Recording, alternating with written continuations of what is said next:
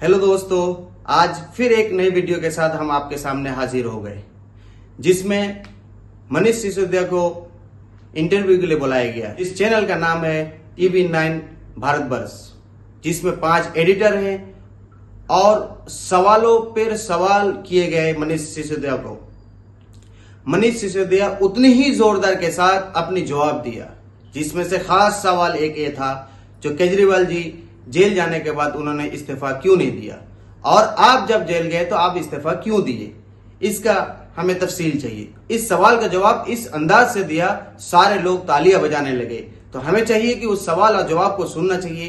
तो एक लंबे वीडियो में से कुछ सवाल को हम आपको सुनाना चाहते हैं, और ये आप वो सवाल सुनाते हैं। मनीष जी, इस दौरान सवाल को ध्यान से अरविंद जी भी जेल गए, उन्होंने इस्तीफा नहीं दिया, आपने इस्तीफा दिया।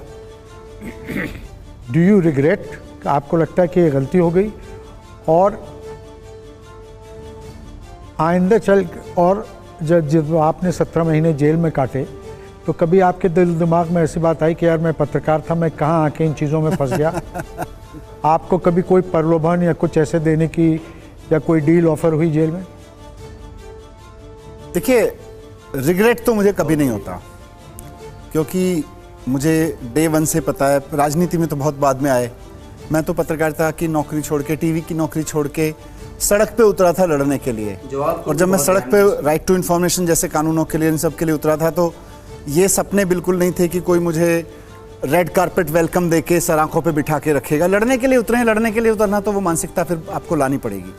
तो उसी क्रम में राजनीति में आ गए, तो ना राजनीति में आने का कोई अफसोस है, गर्व है, बल्कि कि भगवान ने, देश की जनता ने इतना भरोसा किया कि राजनीति में आके कुछ पदों पे काम करने की जिम्मेदारी दी। तो इस बात का गर्व है कि हमने ये कर दिया, स्कूल ठीक किए, अस्पतालों में काम किया, तो इस पर गर्व है, कहीं से कोई रिग्रेट नहीं है।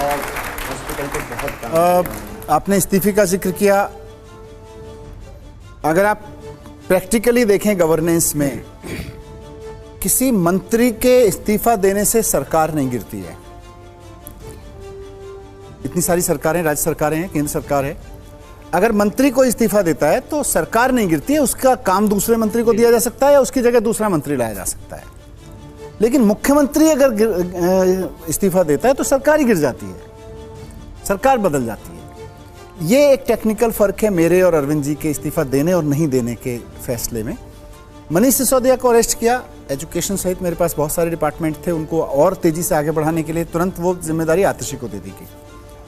अरविंद केजरीवाल जी को अरेस्ट करने का मतलब है कि कहीं ना कहीं कोई ये साजिश कर रहा है कि साहब पूरी सरकार को गिरा दो।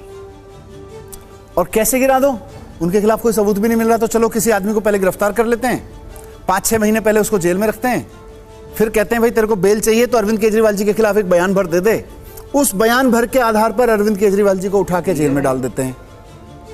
अब ऐसे में अगर अरविंद केजरीवाल जी मुख्यमंत्री के पद से इस्तीफा दे दें तो एक तो दिल्ली की सरकार तो गिरी जाती है, दूसरा सबसे बड़ा संकट जावेद जी इसमें यह है कि फिर ये एक प्रेसिडेंस बहुत अच्छा मिल जाता है केंद्र में बैठी हुई सत्ता को, कि जब भी किसी विपक्ष की पार्टी की सरकार गिरानी हो तो सबसे बढ़िया तरीका है कि उसके खिलाफ कुछ भी, किसी आदमी को पकड़ो, जेल में डालो, 6 महीने बाद उसके बयान दिलवा दो, बोलो तेरे को बेल तभी देंगे जब तू उनके खिलाफ बोलेगा, उस बयान के आधार पर उठा के मुख्यमंत्री को जेल में डाल दो और फिर बोलो इस्तीफा दो।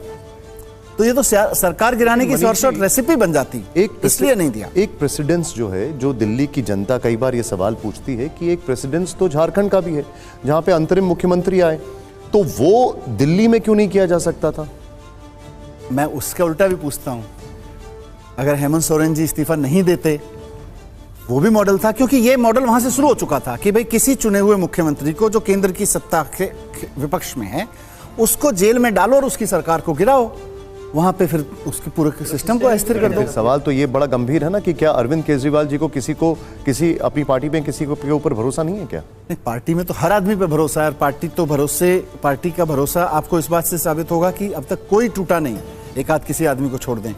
लेकिन ये जो लोकतंत्र में एक प्रवाह बनता जा रहा था, पहले सरकारें गिराने का प्रभाव बना कि 4 लोगों के खिलाफ कुछ एफआईआर करो, उनके नेताओं को धमकाओ और सरकारें गिरा दो।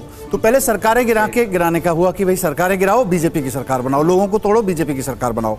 एक तंत्र ये चला। दूसरा तंत्र फिर ये चला कि अच्छा जो सरकारें नहीं गिर रही, जो लोग नहीं टूट रहे हैं उनके मुख्यमंत्रियों के ऊपर आरोप लगाओ और उनको जेल में डाल दो। तो लोकतंत्र में इसके खिलाफ भी तो खड़ा होना बहुत जरूरी है। लेकिन इसके खिलाफ देखिए, नैतिकता के दायरे में आप बहुत कुछ ला सकते हैं, लेकिन नैतिकता के दायरे में क्या उस आदमी को इस्तीफा नहीं देना चाहिए जो केवल और केवल एक आदमी, एक चुने हुए मुख्यमंत्री को एक बयान के आधार पर जेल में डाल रहा है? उसको भी तो नैतिकता बनती है कोई। भाई तुम्हारे पास क्या है? तुम्हारे पास कुछ था नहीं। 10 बार वो आदमी कह चुका है, अरविंद केजरीवाल, एक मिनट, 10 बार वो आदमी कह चुका है, आपने उसको पकड़ के किसी को जेल में डाला, वो कहता है साहब मेरे तो कोई लेना देना नहीं, मेरे से तो कुछ नहीं कहा, मेरे से तो कुछ नहीं मांगा। फिर आपने उसको 6 महीने जेल में रखा, फिर उसको कहा भैया बेटा बेल चाहिए ना, उस पर भी कानून वही लगाए आतंकवादियों वाले। फिर कहे बेल चाहिए ना तो तभी मिलेगी जब तो अरविंद केजरीवाल के खिलाफ बोलेगा। तो ये जो ट्रेंड बन गया है कि भाई जनता अगर कहीं विपक्ष के मुख्यमंत्री को चुन लेगी कभी भी, आज बीजेपी की सरकार है, कल को किसी और की सरकार होगी, ये ट्रेंड बहुत खतरनाक है कि राज्यों में दूसरे दलों की चुनी हुई सरकारों को गिराने के लिए सबसे बढ़िया कानून पीएमएलए है, पीएमएलए लगाओ मुख्यमंत्री गिराओ, पीएमएलए लगाओ मुख्यमंत्री गिराओ। इस स्कीम को ब्रेक लगाना बहुत जरूरी था। लेकिन क्या इससे एडमिनिस्ट्रेशन पे फर्क नहीं आ रहा? क्योंकि दिल्ली हाईकोर्ट ने पूछा कि 6 महीने में बताइए कितनी कैबिनेट की मीटिंग हुई, कितने फैसले लिए गए। देखिए, कैबिनेट की मीटिंग और फैसले अलग चीजें हैं, काम नहीं रुक रहे।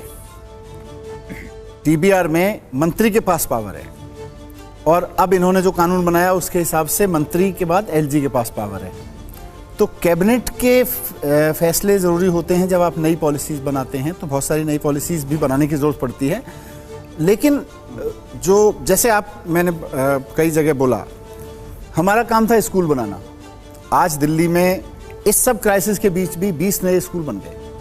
मोहल्ला क्लिनिक चलाना, 2 करोड़ लोगों ने पिछले 1 साल में मोहल्ला क्लिनिक में इलाज कराया है। बिजली के बिल लोगों के बहुत जितने जीरो आ रहे थे अभी भी आ रहे हैं।